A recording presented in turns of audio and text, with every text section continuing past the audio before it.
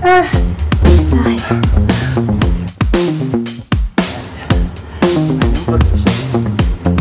Introduce ba tayo? Yeah. Nakakalimutan natin. Lagi natin lang ako. It's okay. Kapag mas rinig kasi. Pero okay lang na Pero mas okay na. Kasi mag-handle din tayo. So ayun, mag-handle din po tayo today. Kaya kami may clay. Yeah. So yan. So, we're back. Ito. Ilang episode ba natin ito? Third? Pang fourth. Kasi we had the third episode as our Halloween special. Yes. Which is the anniversary. So, ngayon, like what we promised from our second episode, we'll be discussing the handling. Yes. Right? So, ang una natin, yung first episode natin, you can go back to our YouTube channel. So, what we discussed there is how did we get here? So, what is AMT Ceramics? Yes. And sino yung nasa likod ng pagpapatakbo ng studio? Or sino yung mga taong behind the scenes how we do our services. Yes. And then for our second episode is we discussed wheel throwing. Wheel throwing, yes. Wheel throwing. And then we had the third episode, which is our anniversary. our anniversary, and we have guest. Yes, you had the guest speaker, one of our students. Diba? Si Eunice. Si Eunice. So yan, balikan nyo siya sa ating YouTube. Tapos you can go naman din to our website, amtceramics.com. Meron doon talagang mga links that you can click. So madami kayong information na makukuha doon about pottery, anything about pottery. So now, ano muna? Introduce! sige, introduce na tayo. Okay, if nakikita nyo, tatlo lang kami ngayon kasi everyone is busy. Yes. So we're doing our best to fulfill all the services that we've committed to our clients, to our friends. So, nakikita nyo, we have AJ. Yay! So, ayun, si AJ is one of our studio assistants at magaling siyang artist. Sa illustrations ni AJ at saka ini-incorporate niya kasi yung illustrations niya to ceramics. ceramics, yes. So, ayan.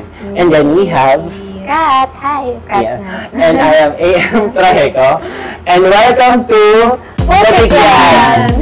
So, ayun. Ayun. Ano lang ang pagpatuloy natin ngayon? So, Habang handbuilding. nag-discuss tayo, o gano'n natin, gawa tayo. May clay tayo ngayon eh. Oo, Diba? sige. Ngayon, hand building. Ito is one of the techniques from many. So like what we've talked about from the previous episodes, we would like to give you a glimpse siguro about hand building. Ano hand building. yung steps. Yeah, steps ng hand building. And ano ka nakaka-relax din siya. Yes. Si AJ, magaling si AJ actually sa hand building. If makikita niyo yung Instagram niya. True. Slab works at saka yung designs. Yes. May makikita kayo sa mga pop-up at saka bazaars na mga, what do you call this? Butterflies, Moss. small mga trinkets. May mga mods na din siya with ice. Tama? With ice. Oo, yeah. May upcoming, ka, di ba? Yes, I'll be at BGC Art Martin and All Escolta sa November 29. Yes! Punta kayo doon. Escolta sa Manila. Support. Yes. So, ayun. Anong gagawin natin? So, while we are making chika, we'll do siguro, kasi maganda talaga kasi ang hand building kapag nagchichikahan, di ba? It's good for Habang may ginagawa kami, mag-uusap-usap lang. True. Ay, nako, si Pots So, may makikita kayo naglalahad. Yan ay pinag-usapan namin si Pots. Ano ka? Say hi? Hi. Hi? Ayan, gusto niya sa mama. Sige, diyan ka na. So, ayun. So, most of the time kasi, ang hand building kasi is madaming nakakapaloob sa hand building. Hand building as a technique, meron tayong slab making, meron tayong pinch, we have coil technique, and madami pa. Okoshi, which is one of the Japanese techniques that I've learned from my training in Japan, which we will talk about later on with our special guest. So, ayun, abangan nyo on our second segment. But for now, we'll do siguro small chika about handling.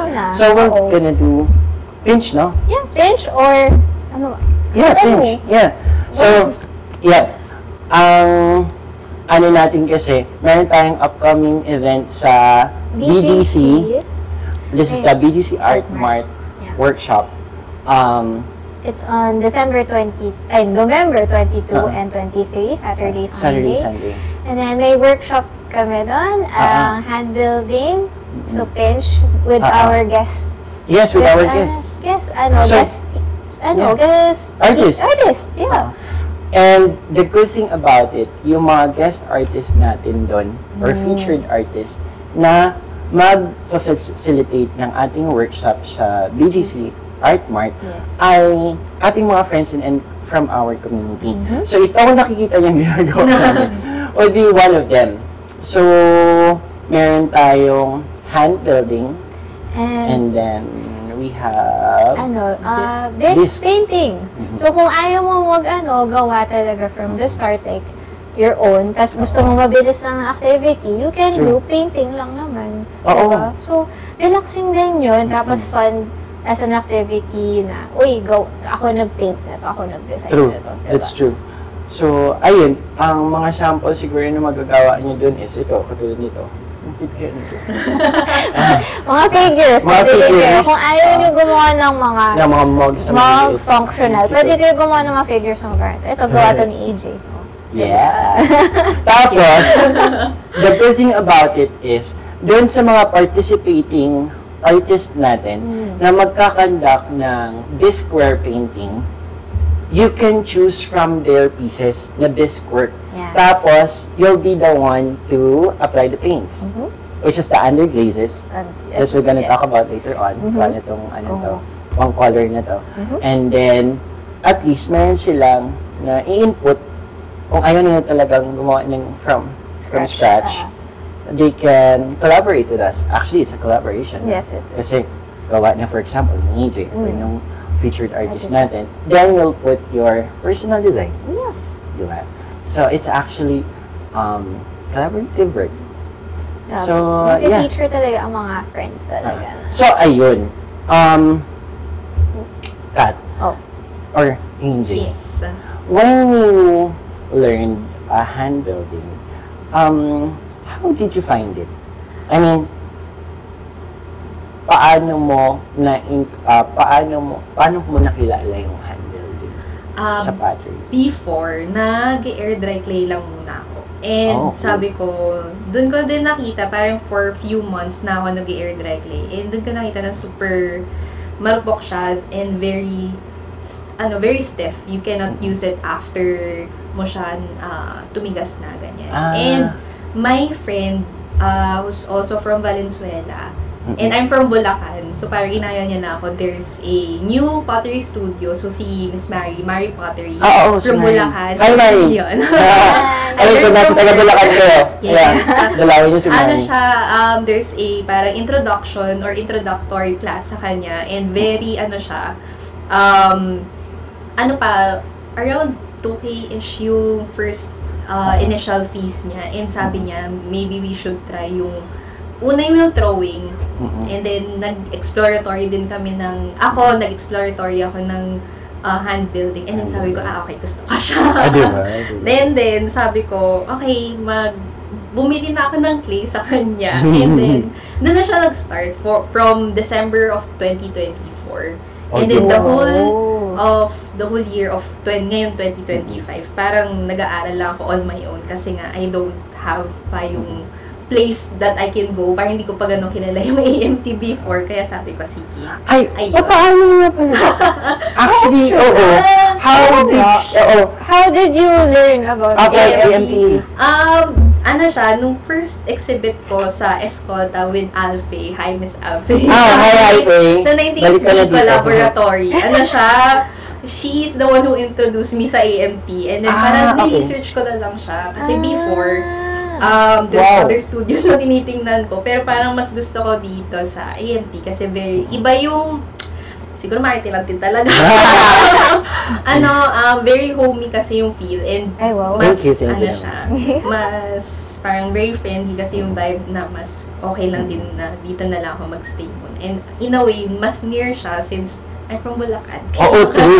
Kaya, Layo mas near pa siya dito sa QC. And ayun, nung I saw yung posting, Ah. application ng EMT. Oo nga pala. Yeah. I tried to apply. Ay, oo. True. And then parang sinabi ko doon na I don't have experience about pottery and I don't really have a lot of knowledge about pottery.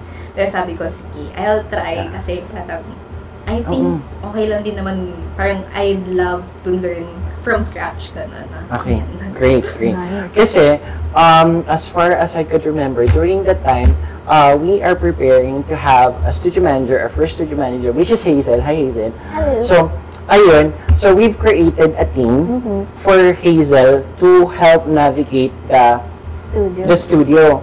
Kasi, as of the moment, or during that time pala, busy rin kasi ako doing some of the events, tapos I really need help to run the studio. So, basically, si Hazel ang ating first studio manager, and then later on, Kat and Abby ay nag-join sa atin sa team as a studio manager. So, we are now we have three studio managers na nag-run ng studio, and I'm running the Tagaytay studio. AJ already help us in assisting sa mga pottery workshops natin off-sites. So, you will see more of us next year for our caravan. Pottery Caravan. 2026 Pottery Caravan. So, ayun. Ngayon, ano nagawa niyo? Maliit lang. Gusto ko yung maliit. Naman ako yung So, nagawa ayan. ko. Ang dami pa. Ako din, konti lang Oo, natin. konti lang to. Oh! Ayun na. Special guest. Then, ang ating special guest, Si G. is G. So, medyo nainggit siya. No? Ayan, baby boy. He's a baby boy. Boy, din ka muna, boy. Katawa naman kayo. Ayun. So, ayun. Let's talk about siguro, for the BGC, who are the participating artists or the featured artists? So, sa 22 kasi, 22 and 23, iba-iba yung mga featured artists natin. True. So, sa 22 muna, sa hand building is our very own si Precious. Yes! So, Precious, yeah! sa next segment, makikita nyo siya. Yes. Siya ang special guest namin. Yes! Correct. And, Precious, bigyan ko kayo ng konting brief about Precious. Precious just recently finished the Kanayama training program, which I came from. So, Precious is the third Filipino that completed the Kanayama training program. Ang Kanayama training program is talagang intensive siya. Kind of training. And we will learn more about the training itself. So, next segment is pag-uusapan namin ang experience ni Precious doon. My experience too, we'll be sharing our, kumbaga, journey.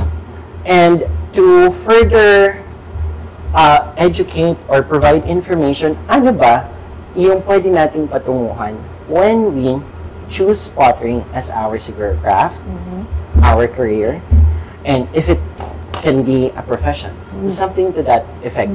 So, we will discuss it with Precious later on, ano yung mga step-by-step na pwede nating i-navigate or i-explore when we dive into pottery. Yeah. Right? So, ayun. So, si Precious will be holding our hand building workshop sa BGC Art Center on the 22nd. Yes.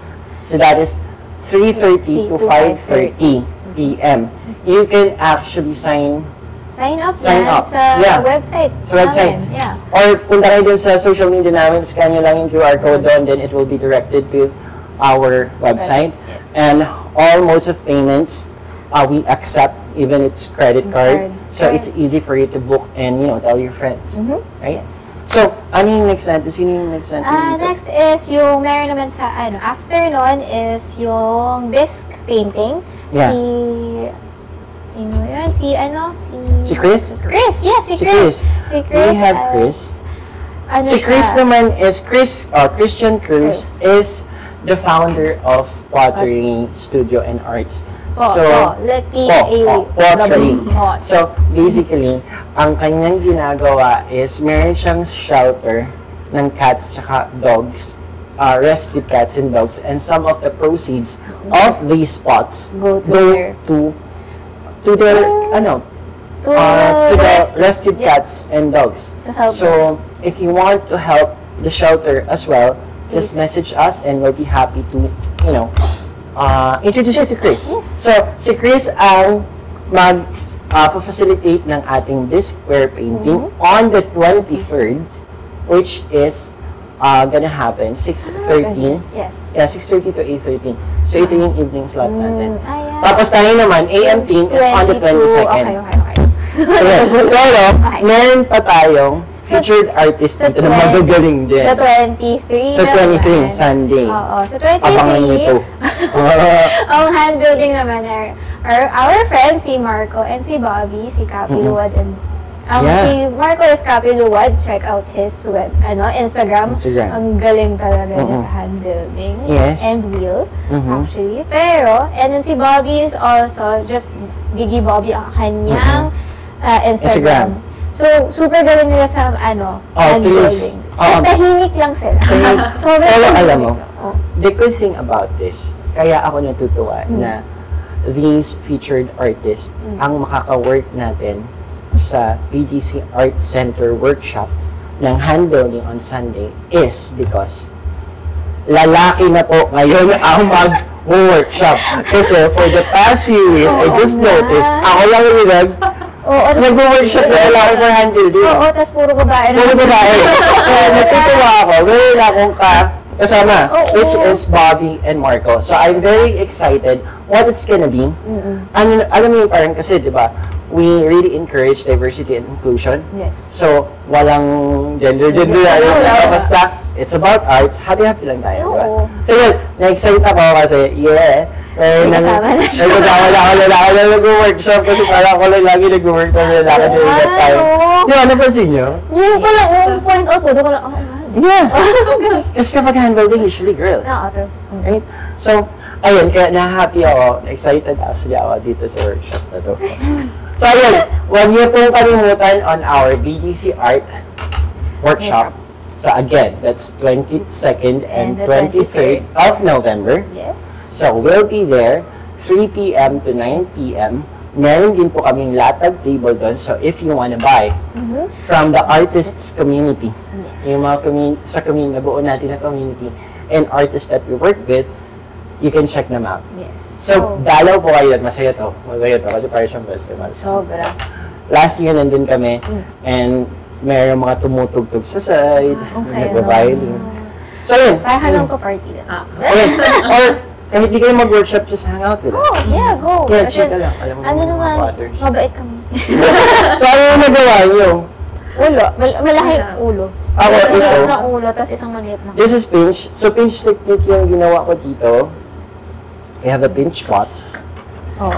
Isang maliit na ulo ng Yeah. ganyan. Pwede natin siyang Pwede mo siya ipagdikit. pag-tikit. Ganyan mo. Yeah. Diba? Ano yan? Maliit lang ng cup. Na kailangan pang ayusin. So, yun.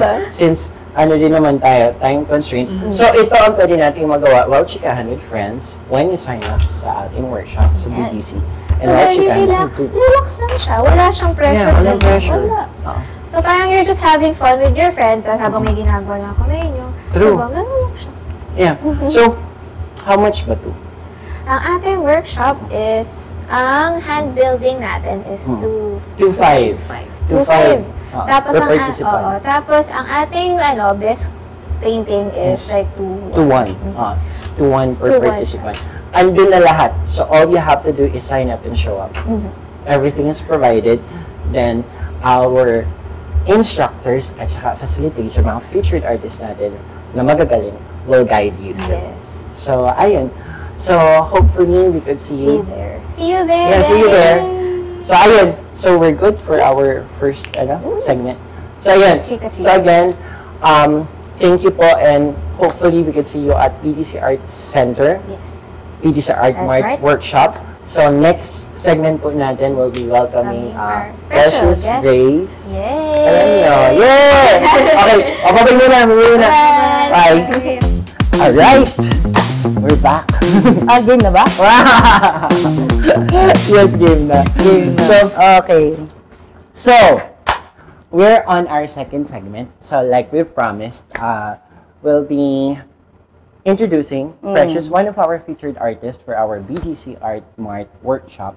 So, si Precious ang unang-una po mag-hold ng ating hand-building workshop, which would be on the 22nd, 3:30, no? 3:30 to 5:30. Yes. So, it's 3:30 gonna to be 2 5:30. hours, right? Yes, 2 hours. So, ayun. Pero, before we proceed, I want to thank pala Milkware for my outfit. Ito, ang ganda ng ano nila. Yeah. Ang ganda. Varsity jacket na this is collaboration with Seattle's Best. So, yung suot ko kanina on our first segment na red shirt, you can also get them from Milkware sa SM North. That's gonna be on 3rd floor. Malapit siya sa may North.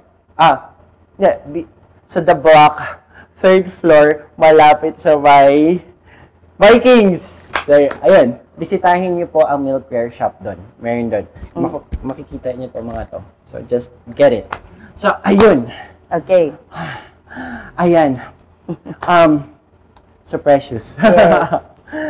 Ayan.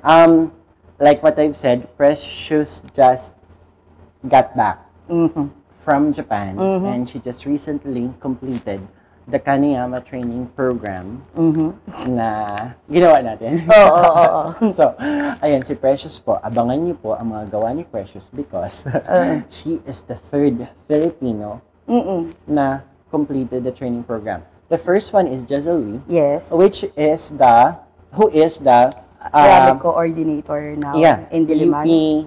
UP Fine Arts, UPCFA, Ceramic Studio, faculty coordinator. So, siya na ngayon ang nandun. And then, ako naman yung pangalawa. Yes, we have the studio right now. And Precious just recently come back. So, you'll be seeing much more of Precious sa ating pottery community and pottery industry. Yes. So, watch for her works. Yes, soon. thank you. So, ayan. So, ito din isa sa mga una na ni Precious na collaborative work Yes. with us. So, ayan.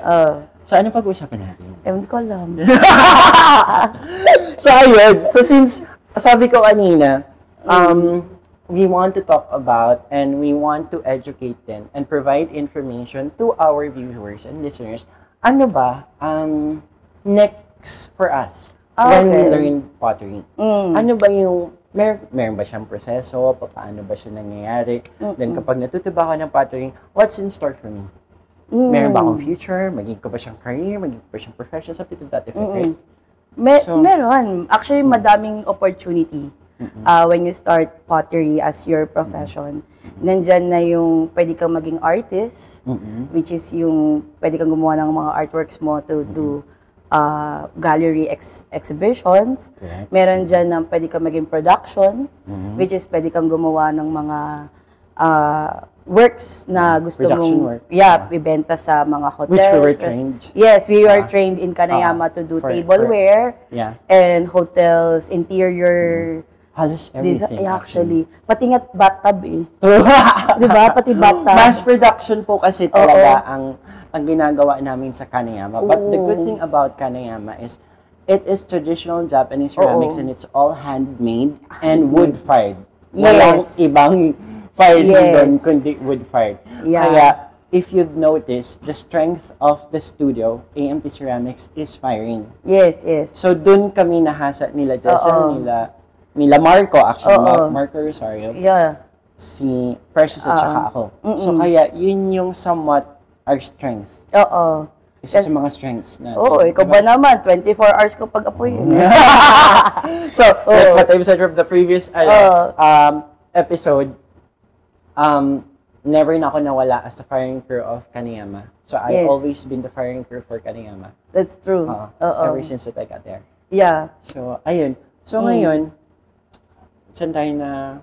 Ano yung profession afterwards? Yeah. Pwede kang maging artist, pwede kang maging production, pwede kang maging teacher. Yeah, pwede kang magturo ng mga workshops after. Yes, which is, I think, mas meaningful to do that kasi you are imparting something you learn. Yeah, correct. Yeah, especially coming from us na talagang hinasa. Uh-huh. When the visitors ask me what is life in Karayama, this is pottery in steroids. Sabi ko. Kapag tinatanong ako, it's like a military training. Yes. It's like a military Totoo. training. Hindi siya yung birong or glamorous training. They thought kasi na kapag nag-enter tayo ng apprenticeship program, it's a glamorous training. No. Kung makikita niyo po yung reels namin, paulit-ulit po yung damit namin kasi yun talaga po yung uniform na namin. Parang wala kaming way to, di ba? Meron ako nakaset na parang sweater ko, Yes. yung pants ko, Yes, yung yes. shoes ko, Yes, yes. isa lang. Ang hirap maging influencer doon. True. Kasi hindi talagang- ka aesthetic, hindi Hindi ka ka pwede. aesthetic. Parang ang gagawin ko lang, okay, ito na yung rest day ko. Dito na ako, pupunta ako sa, sa City. ibang lugar. Parang kakalimutan ko muna yung putik. Kasi mga kami putik doon. Totoo. Ganyan din yung ginagawa ko. May separate clothes for working. Tapos may mga separate clothes na for fancy going out. True. Kasi ang hirap maglaba. Totoo, kasi hindi siya naaalis. Oo. Kaya parang pag tinatanong ako ng partner ko actually, sabi niya sa akin, bakit ganyan tsura mo? Sabi ko, ay nako. Ayoko nang mag-ayos dito, sabi ko ganyan. So yun yung mga options na pag ginawa niyang profession, yung pagiging potter. And honestly, for me, it's very fun profession. Tsaka fulfilling. Yes, very It's fulfilling siya. Yeah, nung ginagawa ko si pottery, it is healing as well. True. Therapeutic siya. Mamaya pag-usapan natin yan. But before we dive deep to what we've learned from Kaneyama and of course the trainings that we had, magpakilala muna tayo ng, not really formally, how did you get into pottery? Tsaka, just say some to our listener or So how did I get into pottery? So my undergrad is fine arts, major in sculpture. And during my time in Diliman, in-develop pa lang si ceramics. And because ako lang nag-iisang sculpture major doon. Kasi lahat sila paint. Studio arts ako. Tapos lahat sila doon painting. And ako lang ang sculpture.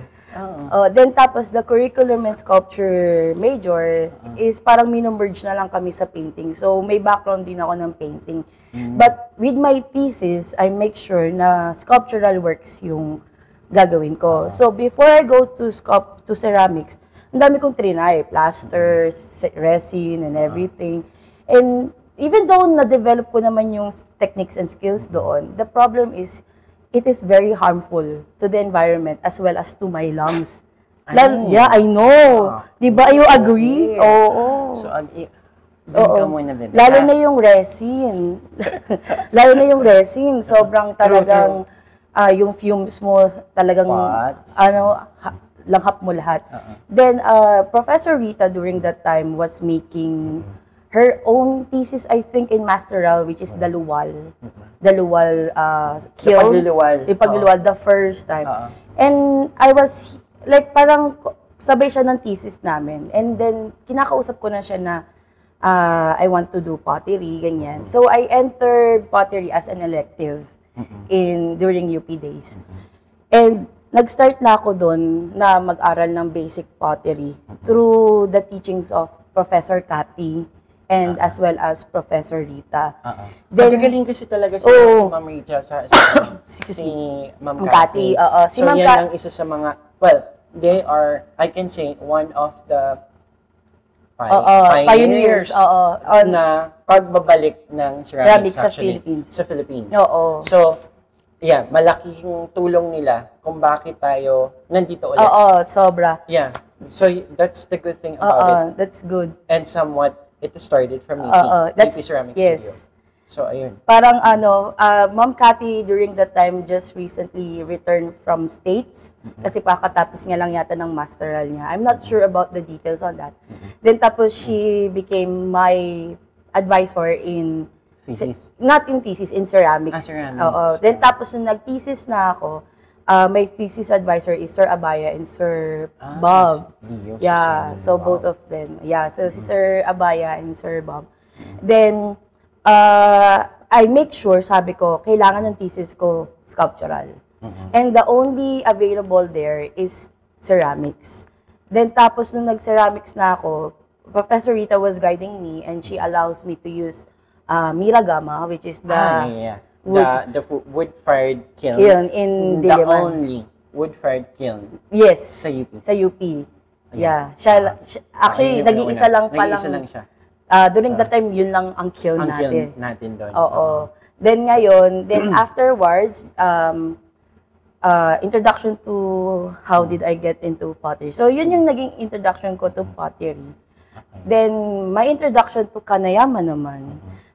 Giselle is my batchmate in the university.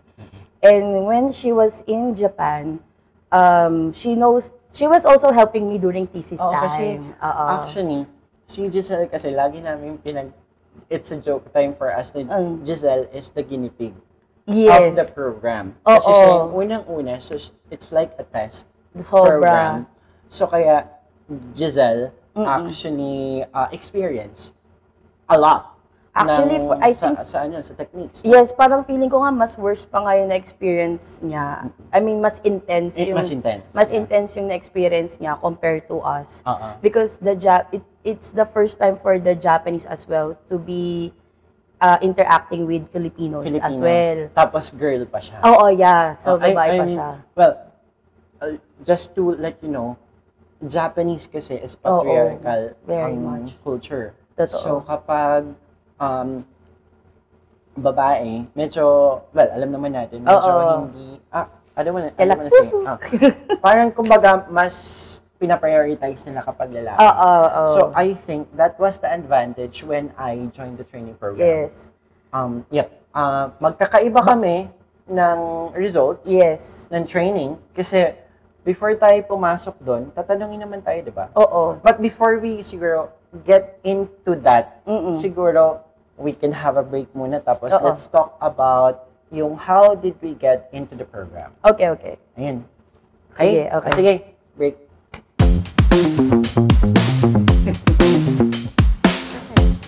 Good. Alright. Okay, let's go back. Ngayon, ayun, saan tayo na? Yung how did you get into pottery now? So, tapos na. Madami siguro yung nagwo-wonder sa inyo. Bakit merong apprenticeship program? Diba? Kasi, ito, sa artist world kasi, ang talagang kumbaga, hindi naman na-set na standard, pero yung naging parang kultura natin, or yung proseso, is once you graduated from your undergraduate as an artist sa fine arts, ang talagang ano mo dyan, it's either you're gonna practice, you're gonna have training or apprenticeship, and aside from that, is after the apprenticeship program, you'll do the actual na natutunan mo sa apprenticeship program. Then after apprenticeship program, yung on your own. Then after doing the siguro studio work na in-apply mo na from mentoring, yung from nakuha mo sa mentor mo, ang next is pwede ka pa mag-further studies. Ang further studies nito is could be residency. Pwede ka mag-residency. So madaming residencies ha. It could be a grant, it could be paid residency, but of course, as for me, as for us, talagang we really want to have the grant. Kasi kapag grant, medyo competitive ang ano kasi yun eh. Madami kang artists na, kumbaga, kakumpete. That's true. Napipiliin ng isang entity or institution na nag-host nun. Yes. So, if you would notice, kapag sa residency kasi, isa-serve mo kasi ito sa community. So, kaya, the pottery is really a community building. Kasi pag iniisip ko, ano ba yung model niya? Kasi right after, katulad nito, I'm a studio potter. I'm practicing studio pottery. Tapos, I applied for a residency. During this, or dun sa residency program na yun, isa sa mga hahanapin sa'yo is, ano yung i-impart mo dun sa community?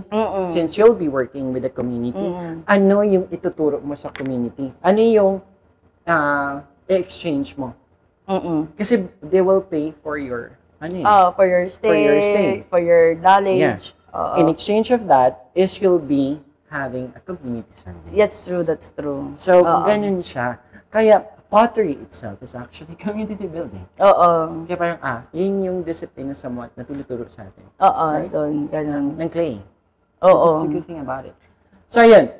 Like, dami kong chika. Yes. Anyway, kahit saan kayong pumunta siguro na artist na discipline sa art, may ganito. Kasi ako, before ako nag-pottery, like, na kwento ko naman sa inyo na I had my apprenticeship with Ria Regino sa fashion photography. I had my 2 to 3 year apprenticeship with Ria before ako sinabak ni Ria to have shoots on my own. So it's the same thing with pottery kasi art siya. Yes. Part siya ng parang feeling ko necessary din talaga yun. Kasi mayroong kailangan mong ma-build na discipline. That's true. Na parang hindi siya basta-basta matututunan sa classroom. Sa classroom. Yeah. Application, kumbaga. Application talaga.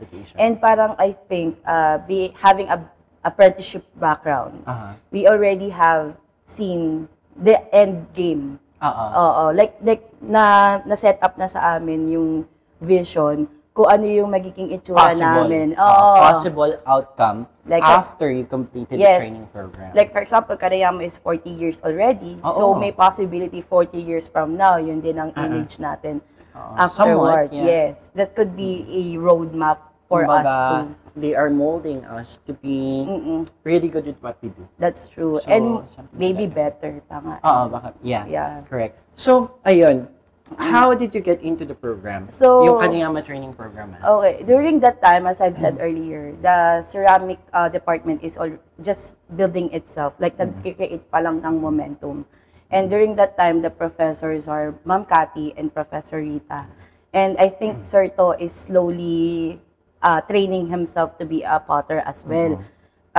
Then tapos, what the department did is, they invite potters which is already an established potters, but not part of the UP system. So, kumukuha sila ng lecturers outside. This was Sir Pete. Sir Pete is my teacher. Yes, I know. Yeah. Mentor din to ni Mansi. Yes. Yeah. Yes. Sir Pete is one of the pioneers because together with Sir John Pettijan. So, during my time, I joined Sir Pete for workshops in wheel throwing. So, my background is wheel throwing talaga. And then, at the same time, I was doing my thesis. Then, the reason I get involved with Kanayama program is that, as I remembered it, Giselle was with me. Nag-a-assist siya sa, actually hindi na-assist, like, more likely nag-a-advise siya sa akin during my thesis times. Like, tapos na si Jessel nito. Yes. Nauna siyang mag-thesis sa akin. Si Jessel kasi. Yes.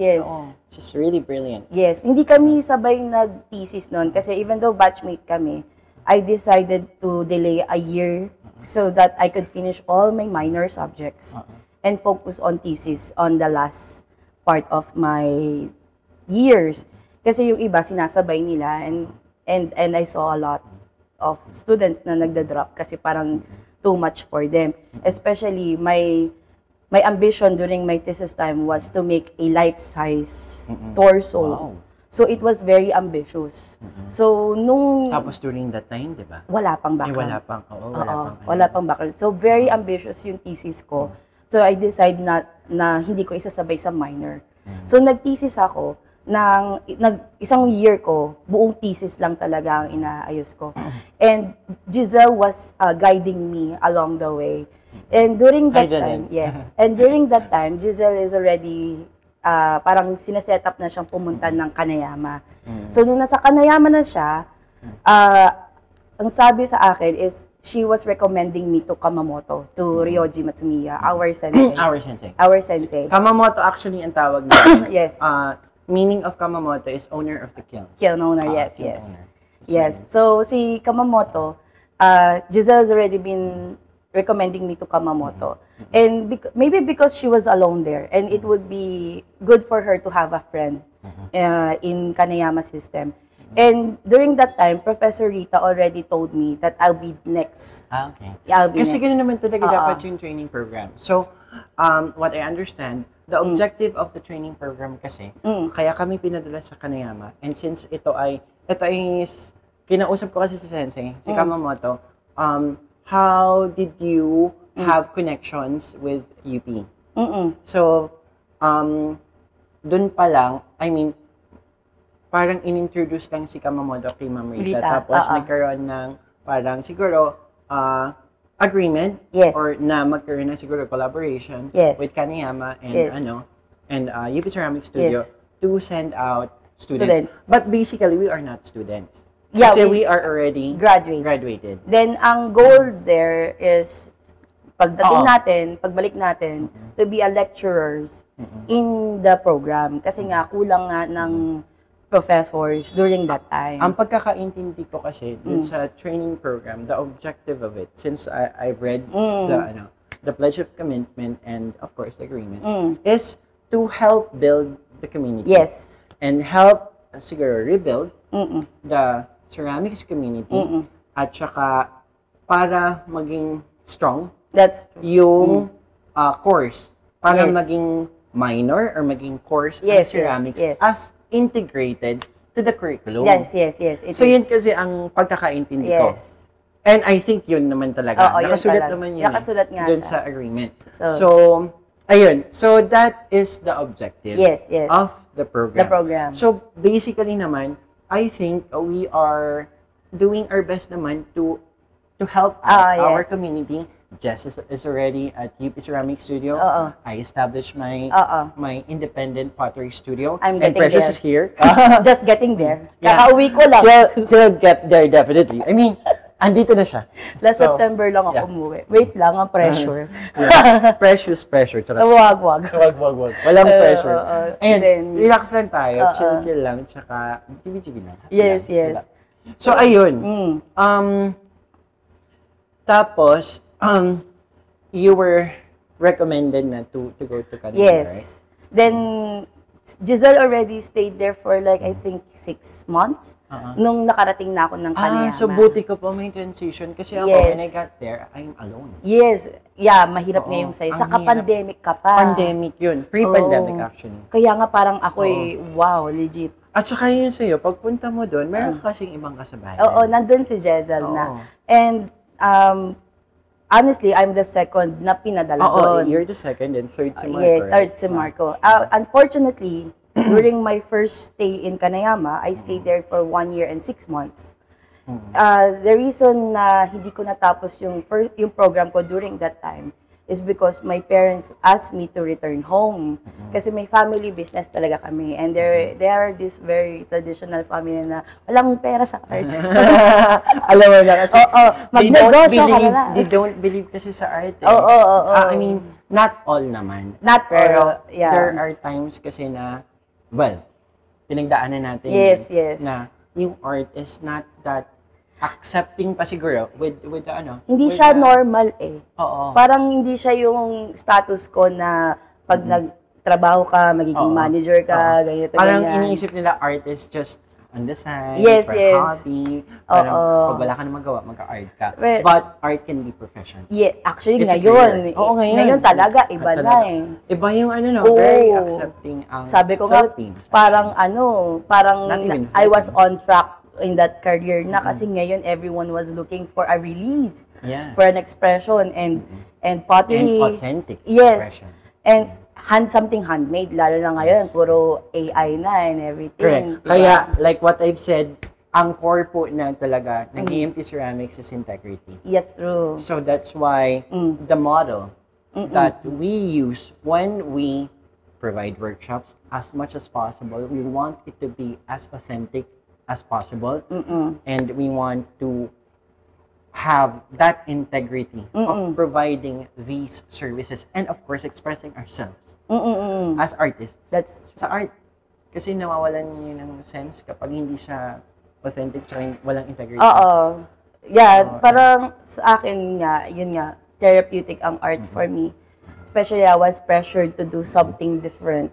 And I'm the eldest, so I was expected to take over the business. Yeah. So may ganung pressure. May ganung pressure. So nung una, pinauwi ako ni mother.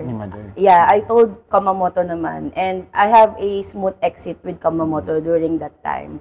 Then that was 2015. That was 2015. So fast forward to 2023. Pandemic happened. And my... Ako naman nandun. Tapos ka na. Kakatapos. Natapos kasi po ako. I was there in 2019. I completed my training program. 2021. Right after Japan opened the border.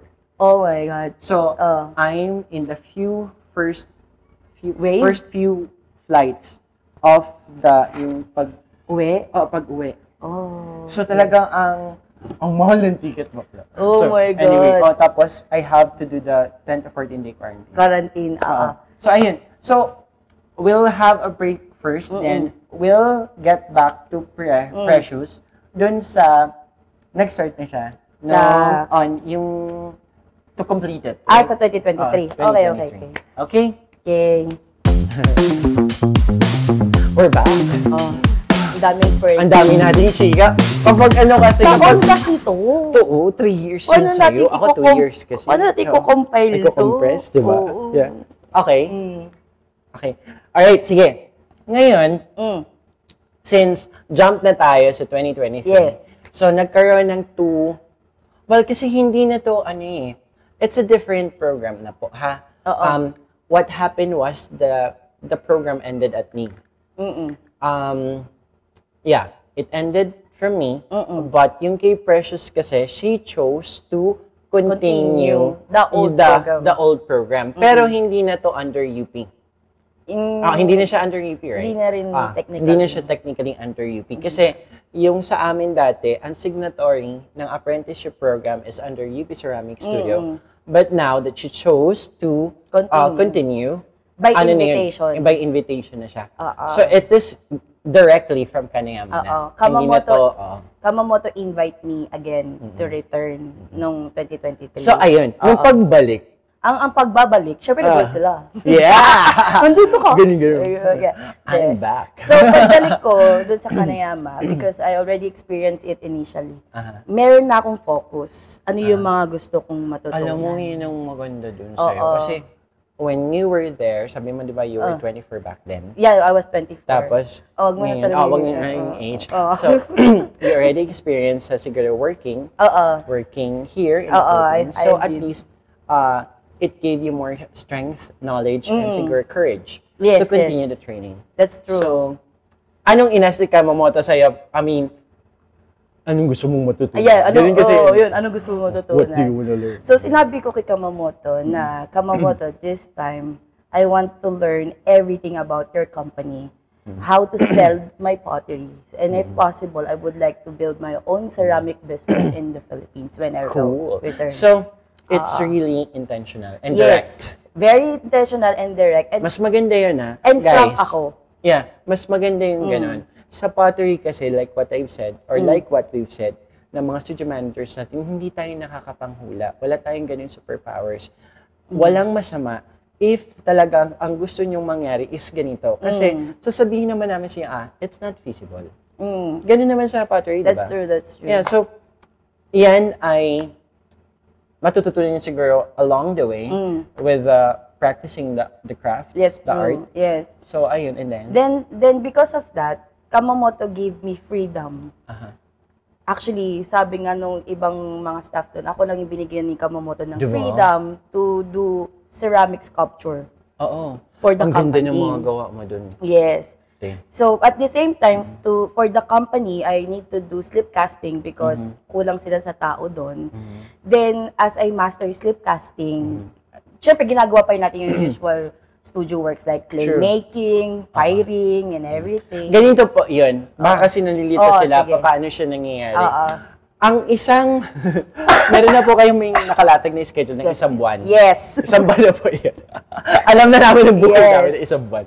Now in Japanese, they really follow their schedule. Yes. And then, sa isang schedule, one day. Sa isang day, ang makikita mo lang sa chart doon, for example, ako ay naka-assign for clay factory. Naka-gray out kasi. Kapag clay, gray siya. Yes. So, yung clay factory kasi na work, kapag gumagawa kami ng clay, ano yun staggered. For example, mayroong 8:30 to 10:30. Pero pagkatapos nun, meron kaming side jobs doon. Yung side jobs namin, habang naghahalo yung habang naghahalo yung clay, meron kami ibang ginagawa. Kasi hindi naman kayo pwede tumanga doon. Non-stop siya. Ayun, yun siya. That's true. Non-stop siya. At kapag nakatunganga ka doon, talagang titingin sa yung mga staff. What parang are you doing? you're not working you're not working. Ano yung words nila? Otskaresama. Otskaresama. Yung nai. Otskare... Yung not good, dami. Dami this. Oo, gaganunin ka nila. Gaganunin ko po. Wag mong gawin yun. Ganun. Hindi ka pwede nakatayo. Kailangan kukuha ka ng walis ka. Walis ka. Or do something, or clean ka ng bricks. Para may hawak-hawak again. So, ganun yung schedule. Ganun yung schedule. So, kapag natapos babalikan mo ulit sa gabi. Alam mo ba, Precious? Ako yung nagpapatay kasi nung filter fest ng gabi, alam mo yun, hanggang alas 5 lang tayo. Pag nakalimutan mo yung puputok niyo. So, ganun ka, delikado yung trabaho. Ang dilim-dilim pa naman. Lalo na kapag winter. Oh my God. Para susuungin mo siya.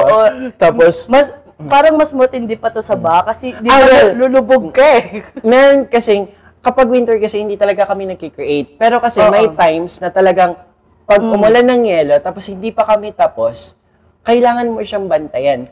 Kasi yung clay preparation namin, we need to finish the clay preparation before winter. Kasi gagamitin namin yan until spring. Yes. Puno na yun. Puno na siya. Tapos nag-yelo talaga ang clay. Tapos talagang naka-sealed siya. Yes. Sealed yung... Nung maraming balot. At saka, naka-heater. Hindi ako babae nun. Wala namang babae. Gumugulong-gulong ako dun talaga. So anyway, di ba? Lahat naman tayo, Diyos ko. Nakalimutan ko yung katauhan. Walang ganun. Buhat ka talaga. Walang edad-edad. Minsan nga, mas matatanda pa sa atin. Ang tindi. Nag-forklift ka? Ay, oo. Di ba? Kailangan mo mag-forklift. Hindi, pero pinagbawalan ako. Kasi... Pero hina-hijack ko. Kasi parang pag wala na sila, hina-hijack ko kasi para mas mabilis. Pag wala si Sata-san at saka si Katsuhiro-san, ako lang naman na yung lalaki doon. So ako talaga yung magta-transfer from Clay Factory to Studio 3. Yes. Dyson Kobo. Dyson Kobo is the wheel throwing. So ayun, nakakatawang balikan naman. Parang Kento na lang ngayon pero nandun ka umiiyak ka. Oh my God, sabi ko, ano nangyari ito? Parang ako si Princess Sarah. Princess Sarah talaga, literal na. Patatas. Sobra. Yun nga. So, yung pinagawa sa akin ni Kamamoto na pagdating ko doon, he wants me to make designs for the company. So, yun yung priority role ko. At the same time... So, sa design room? Yes, sa design room ako. Pero, hindi ako pwedeng magstay lang doon for good. Kasi sinabihan niya ako na kailangan ko rin gumawa ng production. So, doon nga ako napunta sa slip casting because hindi nami-meet yung quota ni slip casting.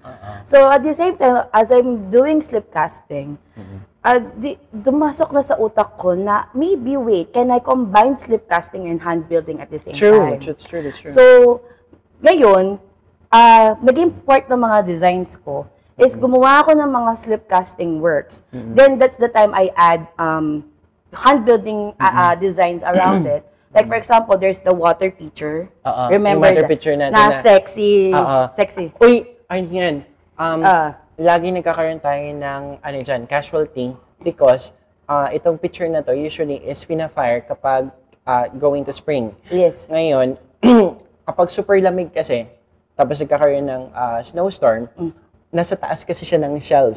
So, nagbibitak siya. Yes. Pero, naalala mo yun? Pero yung sa akin, hindi na siya nagbibitak. So, baka na gawa na ng paraan how it's gonna be done? I did all, baka nag-reformulate ka? Hindi, gumawa ako ng bagong molds. Pero before I made new molds, I already been, way back 2015, I was trained with Mashiko Sensei nga.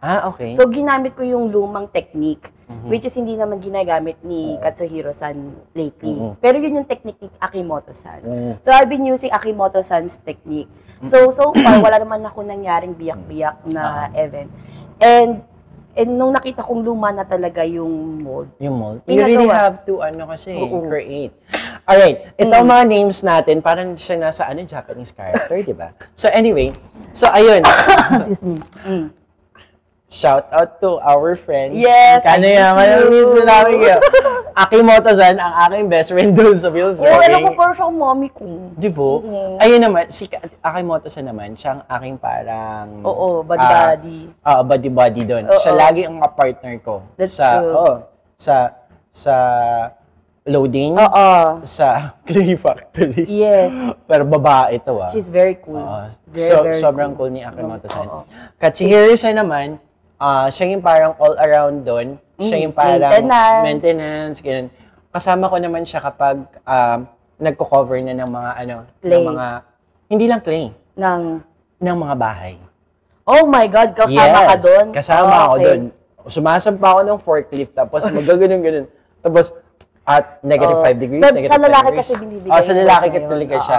So, like what I've said, kapag may gender specific sila, sa gender specific, doon malalaman kung anong working binibigay sa'yo. So, yung nangyari sa akin, talagang all around ako. Lifting sa'yo. Lifting. And everything.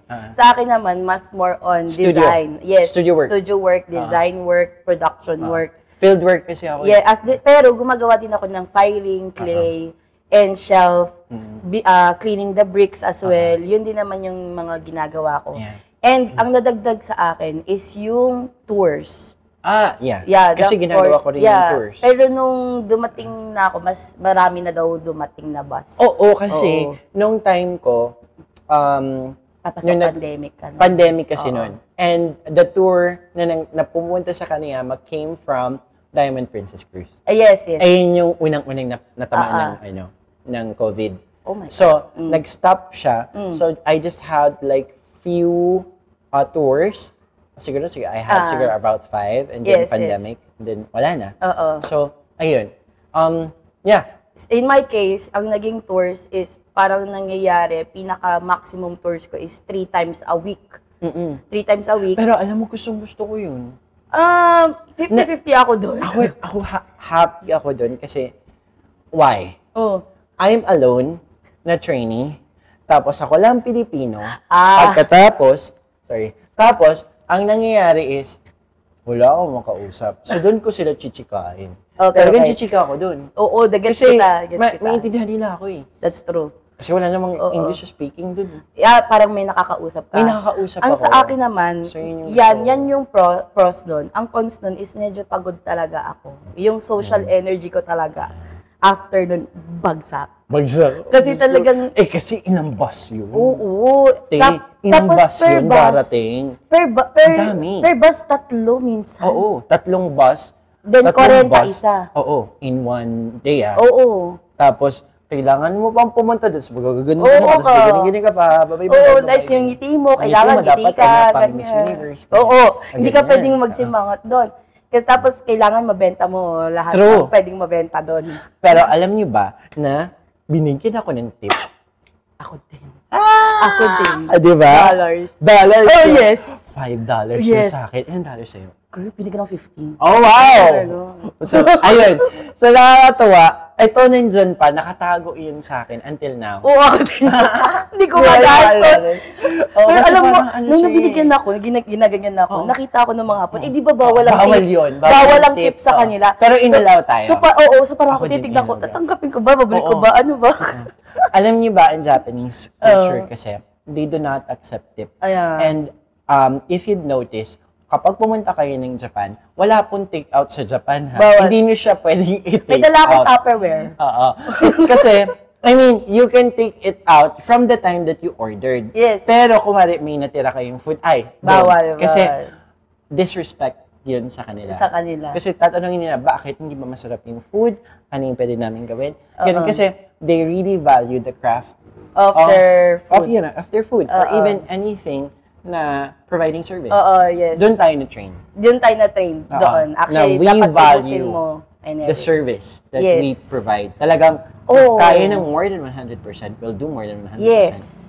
Then tapos parang ang naging person, kasi wala tayong curriculum sa program. True. Kaya ka tayo tinanong ni Kamamoto, anong gusto mo mangyari? Kaya iba-iba experience natin. Kasi wala tayong program. Lumalapit ako rin, lumalapit. Nasa center pa ba? Okay lang yan.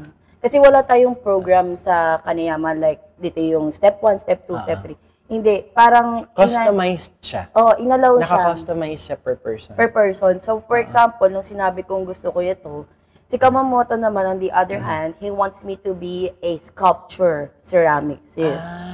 Okay. So, he wants me to focus to be a sculpture ceramicist. Ikaw? Ako. Alam niyo ba na merong specific kiln for sculpture? Yes. Yes. And we are trained to fire that. And to make. And to make. Yes, so, to make. Yeah, we were trained to do that. To make. Iba po, ito, kaya sinasabi ko sa inyo, it's really a good thing if you can join our community firing sign up because it could give you some idea how we fire the pieces. Sa Kaneyama kasi, we have like about 5 different kilns and we know how to fire it. Yes. Meron naka-dedicate for heavy reduction, meron just for regular, meron for glazes, meron glazes, meron for sculpture. At ang sculpture po dito is hindi biro ha. It's like 2-story to 3-story. Ganun kalaki. Ganun sila mag-sculpture. Mag-sculpture. So, yung mga works ko, like, parati akong binibigyan ng mga collaboration works or mga artistic sculptural works, like for example, the Kabuto. Because there is a festival which is for the kids. You give dolls or you give Kabuto helmet to wish them good health. So, the boys will receive the Kabuto helmet. Then, tapos Alam mo, ang ganda nun. Oy, thank you. Yung parang samurai. yes, yung samurai helmet. Samurai. Oo. Then tapos, ang tininame, kasi may pamangkin si Kamamoto na master carpenter, si Shimpo-san. Shimpo-san. So, inabutan ko si Shimpo-san. Si Shimpo-san, he teach me. Pamangkin actually. Pamangkin ni Kamamoto. He teach me yung technique na carpentry na how to attach things. So, ngayon, yung mga works ko ngayon can be attachable and detachable at the same time. So, ayun. Precious, tignan nyo ang Instagram ni Precious. Pag nakita niyo, oh my God, paano ito ginawa? Hindi ko. So, yan ang mga matututunan niyo sa BGC Art Mart Workshop. Ay tutorial ni Precious. So, please sign up. Yes. So, yun yung mga works ko. Then I start combining the slip casting technique and the hand building technique to make something different. So, nagkaroon ako ng cat picture. Oo, ang dami ng mga pinagagawa mo. Nagkaroon ako ng mga slip casting cups na may mga birds, na may mga cats, na may mga dogs. Kasi, for me, plain is beautiful too. Pero kung yun lang yung existing options for the buyers, maybe another design. You can explore another design. So, parang na-realize ko dun na slip casting can be a base form. Then, you could add hand building on top of it. So, ayun. Ito, medyo jargon siguro sa inyo, yung slip casting. Kasi dito sa Philippines, ang matututunan nyo lang as of the moment is the hand building at saka wheel throwing. So, madami pa pong ibang techniques that we can explore using clay. So, one of them is slip casting. We have jiggering pa. Jiggering is like a wheel na guided. Parang siyang guided kasi meron siyang molde. Tapos, hand building could actually have different categories. Categories kasi niyan could be sculptural, slip cast, slab, coil. Ayan. Yung hump mold. Yung hump mold. Madami hump pa. mold is the okoshi. Yun. Yung, kung nakita niyo yung reel ko when I make the fan, yung incense fan, it could be almost the same of that the okoshi. It's just that I used carved styro instead of using the plaster. So, same lang siya. Same lang siya ng technique. So, we call that in Japan as the okoshi. So, ayun. Going back. So, kasi si Precious po ay super na introduce talaga rin sa media sa Japan Oo. because of these works. Yes. So na-feature siya sa NHK. Oo. Apple Apple-wide.